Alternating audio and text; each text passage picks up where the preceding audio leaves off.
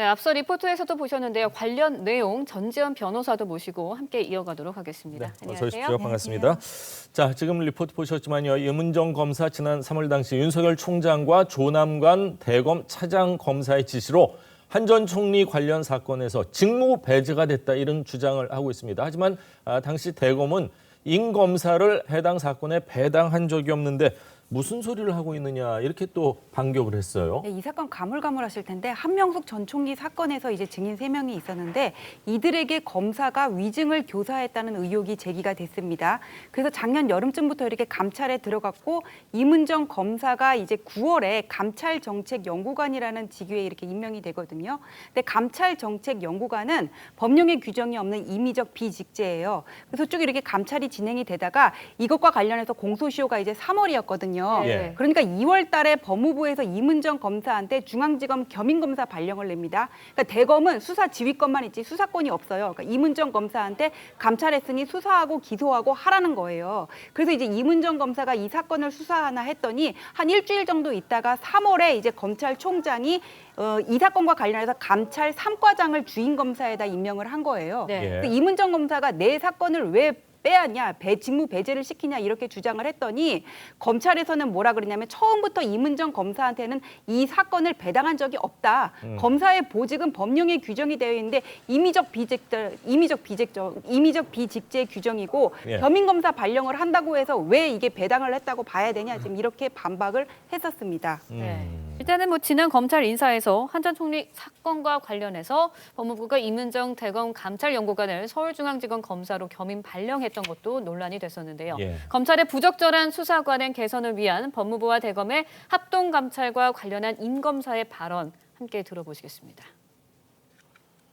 대검 연구관이 수사권을 갖기를 희망을 하면 다 그냥 수사 권한을 줍니까? 결국은 한명숙 전 총리 위정교사 사건 감찰을 하는데 그 사건 기소를 위해서 인사발령이 냈다. 그렇게 구체적으로 답변드리지 않았습니다, 의원님. 한명숙 전 총리 사건이 결국 무혐의로 결론이 났는데 그 사건 자체는 뭐 가슴 아픈 사건인데요. 합동감찰 결과로 발표가 되지 않을까를 기대하고 있습니다. 제19 감사기 의혹을 부실시킬 수 있도록 엄정하게 감찰할 거니까 조금만 더 지켜봐 주시길 부탁드리겠습니다. 네, 일단은 공수처에서는 모레 임 검사를 참고인으로 불러서 조사할 예정입니다. 지난 이제 6월에 윤 전 총장을 직권남용 권리 행사 방해 혐의로 입건한 지 석 달 만입니다. 임 검사 일단은 참고인 조사를 앞두고 SNS에 자신의 심경을 밝히기도 했거든요.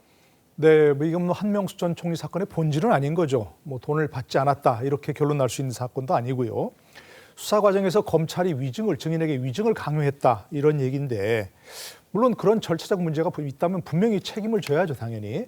그런데 여러 차례 지금 검찰도 그렇고 법무부도 감찰을 해서 사실은 그런 사실이 없다고 일단 결론을 내렸던 것이거든요. 근데 계속해서 지금 이제 이문정 검사나 이런 이른바 조국 사건을 친조국 문제를 제기하는 사람들 중에서는 계속해서 이게 검찰이 문제가 있었다 주장을 하고 있는 거니까 공수처에서 좀 깔끔하게 빨리 정리를 했었으면 좋겠습니다. 맞습니다. 이게 사건의 본질도 아니고 곁가지 일들을 가지고서 계속 이렇게 논란이 벌어지는데 아마도 있는 사실은 한 가지 분명한데 그것을 어느 관점에서 보냐에 따라 자꾸 다른 얘기를 하는 것 같거든요.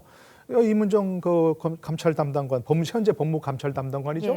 이문정 검사도 보고 듣고 겪은 일들을 숨김없이 담담하게 말하고 오겠다 이렇게 얘기했으니까 있는 그대로 상세히 설명하고 단 그거에 대해서 공수처가 빨리 법률적인 결론을 내리는 것이 이 문제가 더 이상 계속 되도록 하지 않는데 굉장히 큰 기여를 할 것으로 보입니다. 그렇군요. 윤 전 총장은 지난해 판사 불법 사찰 의혹 등을 포함해서 모두 4가지 혐의 가운데 이 징계 사유가 인정되고 또 정직 2개월이라는 사상 초유의 중징계를 받았습니다. 하지만 또 징계위에서는 한 전 총리 사건과 관련해서는 혐의가 없다 이렇게 결론 내리지 않았었나요? 그러니까 처음에 징계위에 회부됐던 거는 6가지였어요. 그러니까 채널A 사건 수속 3개하고 판사 블랙리스트, 그다음에 한명숙 전 총리 감찰방해, 정치적 중립 관련인데 이 중에서 이제 한명숙 전 총리 관련 감찰방해는 징계위에서 무혐의가 나왔다는 겁니다. 근데 그 징계위에 회부됐던 사실관계를 보면은 처음에 이 사건이 배당이 될 때 대검 감찰부가 아니라 중앙지검 인권감독관실에 맡긴 거랑 그다음에 그 이문정 검사의 수사를 방해했다는 거 이 2가지인데 중앙지검 인권감독관실에 맡겼던 거는 나중에 윤석열 총장이 이 문제를 대검 감찰부랑 병행해서 조사를 하도록 했고 그다음에 징계 시효가 이미 만료가 된 사안이거든요. 이 사건은 예. 해당 검사에 대해서. 근데 감찰이라는 거는 징계를 전제로 하고 있는데 이게 과연 대검 감찰부로 갈지 중앙지검 인권감독관실로 갈지 이게 분명히 직무 범위가 정해진 사안이 아니었단 말이에요.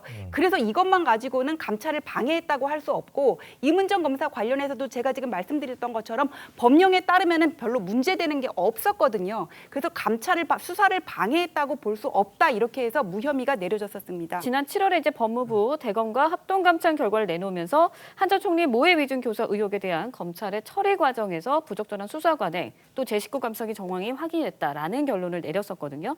검찰이 공정성 논란에 자초한 부분이 있다라는 건데 당시 조남관 법무연수원장 법리와 증거에 따라 처리를 했다. 법무부 발표에 반박을 했어요. 네, 당시 조남관 대검 차장이었죠. 당시에는 검찰총장 직무대행이었고요. 수사 관련해서 직무분장을 지시하고 뭐 수사를 지시하고 할 수 있는 권한이 있습니다. 그런데 당시 좀 여러 차례 얘기한 것처럼 감찰 3과장에게 수사 주임 검사를 맡겼다는 것이거든요. 그 당시 그 전까지 이문정 검사가 했던 것은 결국 수사가 아니고 본인 스스로 조사한 것일 뿐이다 이런 얘기입니다. 예. 그리고 이제 이건 그다음에 또 대검 기획조정부에서 대검 연구관들을 함께 모아서 그 연구관들이 함께 토의해서 결론을 냈다는 것이거든요. 문제가 없었다고. 그렇기 때문에 이 문제는 다시 한번 말씀드리지만 이렇게 오래 끌 일도 아니고 계속 결과가 달라지니까 예. 공수처에서 이번에 확실히 수사를 해서 결론이 뭔지 결론을 확실하게 내리는 것이 유일한 방법이라고 생각합니다. 그렇군요. 대선을 앞두고 공수처에서 이게 길어지다 보면 또 이런저런 논란의 목소리가 커질 수 있기 때문에 지금 교수님 말씀대로 좀 빠른 속도가 필요해 예. 보입니다. 자, 오늘 노동일 교수, 전전 변호사 두 분 말씀은 여기까지 듣도록 하겠습니다. 감사합니다. 고맙습니다.